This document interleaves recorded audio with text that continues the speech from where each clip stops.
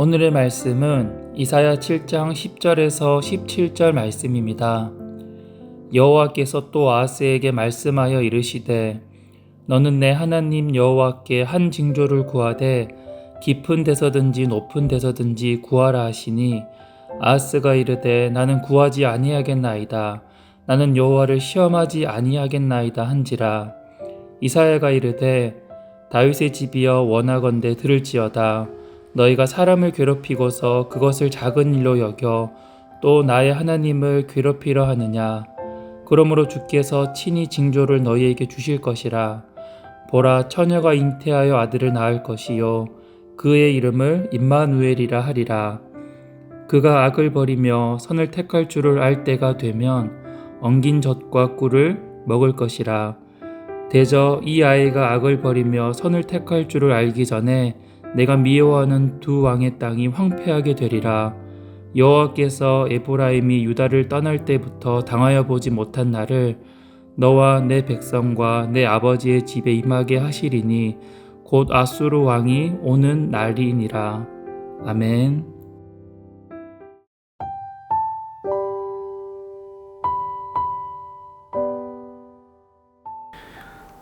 지금 남유다는 북이스라엘과 아람 연합군의 공격을 받고 있습니다.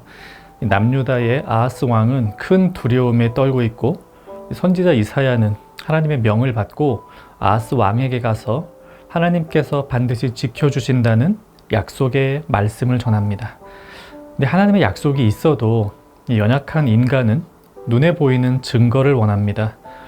믿음이라는 것은 분명 보이지 않는 것에 대한 증거로 우리에게 주어지지만 그 믿음이 너무나 연약하기 때문에 눈에 보이는 또 다른 증거를 요구하는 것이죠. 그런 인간의 연약함을 잘 아시는 하나님은 이사야를 통해 아하스 왕에게 어떤 징조라도 구해보라고 하셨습니다. 하나님께서 유다 백성과 함께 해주신다는 징조. 옛날에 사사 기드온도 하나님께 징조를 구했었습니다. 미디안이 이스라엘을 쳐들어올 때 그는 하나님께서 우리와 함께 하시고 우리를 지켜주신다는 이 약속에 대한 징조를 구했습니다. 기도는 그렇게 말했죠. 양털을 하나 갖다 놓고 이 양털 뭉치만 이슬에 젖고 주변은 젖지 않는 그런 기적을 보여주면 그것을 하나님이 우리와 함께 하시는 징조로 알겠다. 하나님께서 그렇게 해주시죠. 이번에 기도는 또 한 번 반대의 징조를 요구합니다. 주변에는 이슬이 다 젖지만 기드온이 갖다 놓은 양털 뭉치는 마른 채로 있게 해달라고요. 하나님께서 그렇게 해주셨죠. 그제서야 기드온은 정말로 하나님께서 우리와 함께 하시는구나 이것을 믿고 전쟁에 나가 승리합니다. 하나님은 약속을 지키셨습니다. 이번에도 하나님은 약속을 지키실 것입니다. 아람과 북이스라엘 연합군의 공격에서 남유다를 지키실 겁니다. 그들과 함께 하실 것입니다. 그런 징조를 구하라고 하시죠. 하지만 아하스 왕은 징조를 구하지 않습니다. 왜 그랬을까요? 12절에 보면 아하스가 이르되 나는 구하지 아니하겠나이다. 나는 여호와를 시험하지 아니하겠나이다 라고 말합니다. 언뜻 보면 하나님을 시험하지 않겠다 이런 좀 믿음이 있는 말처럼 들리지만 실제로는 하나님의 징조를 구할 마음이 없었던 것 같습니다.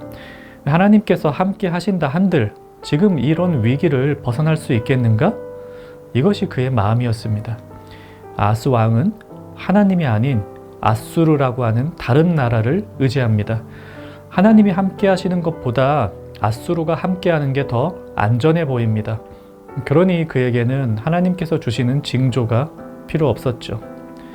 그러자 하나님께서 친히 징조를 주십니다. 그가 원하든 원하지 않든 하나님께서 그들과 함께 하신다는 분명한 징조를 보여주십니다.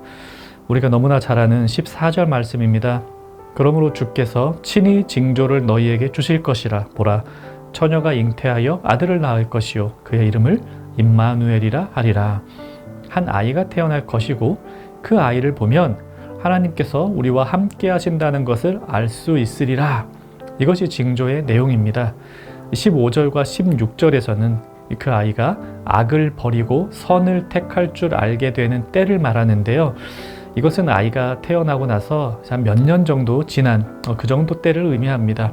16절에 대저 이 아이가 악을 버리며 선을 택할 줄 알기 전에 내가 미워하는 두 왕의 땅이 황폐하게 되리라.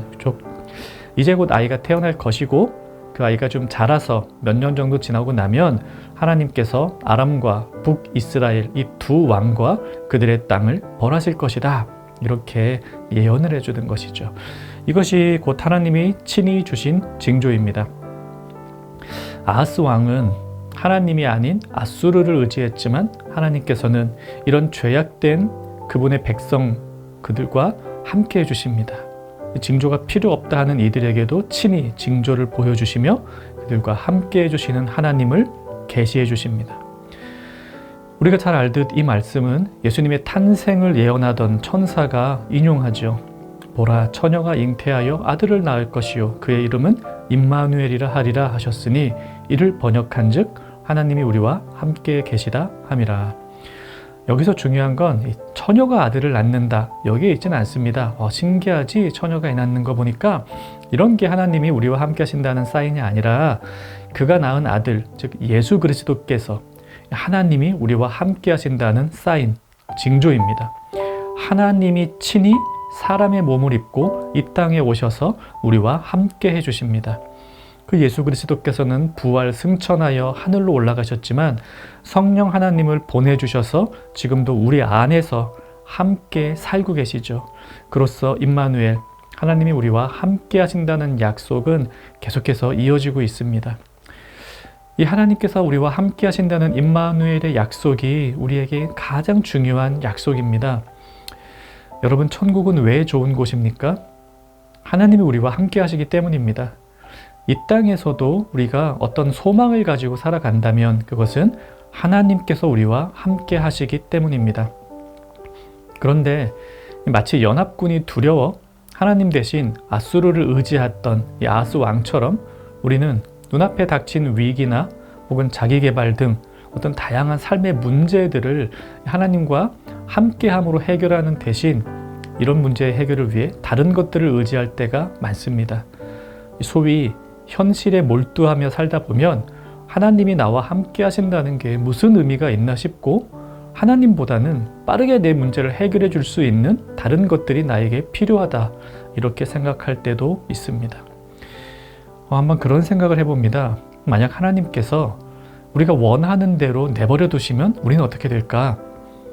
저는 하나님보다는 다른 것들이 저와 함께 있는 게 더 좋습니다. 이런 우리를 하나님이 내버려 두신다. 그럼 우리는 어떻게 될까요? 하나님이 없어도 살 수 있다고 생각하는 죄성, 우리는 사실 평생 버리지 못합니다. 하지만 하나님 없는 삶은 죽음을 향해 가는 삶일 뿐입니다. 아하스 왕이 그랬듯 우리도 하나님께서 우리와 함께 하신다는 사실을 그렇게 중요하게 생각하지 않을 수도 있습니다. 하지만 은혜의 하나님은 친히 우리에게 징조를 주십니다. 하나님께서 우리와 함께 해주신다는 징조, 예수 그리스도를 통해 우리에게 그분을 보내주신 것이 그렇고 또 그리스도를 통해 성령 하나님 우리에게 보내주신 것도 그렇습니다. 또 지금은 성경 말씀을 통해 하나님 우리와 함께 하신다는 징조를 또한 보여주시죠. 하나님은 우리와 함께 하시며 우리를 떠나지 않으십니다. 이것이 오늘도 거친 세상에서 때로는 심지어 하나님을 잊고 사는 우리에게 주시는 임마누엘 하나님의 약속입니다. 하나님이 우리와 함께 하시며 그 약속을 계속해서 지켜나가십니다. 말씀 생각하며 기도합시다. 하나님 대신 다른 것들과 함께하기 원하는 우리의 죄악을 회개하며 기도합시다. 또한 우리와 늘 함께 해주시는 하나님의 은혜에 감사하며 감사 기도를 올려드립시다.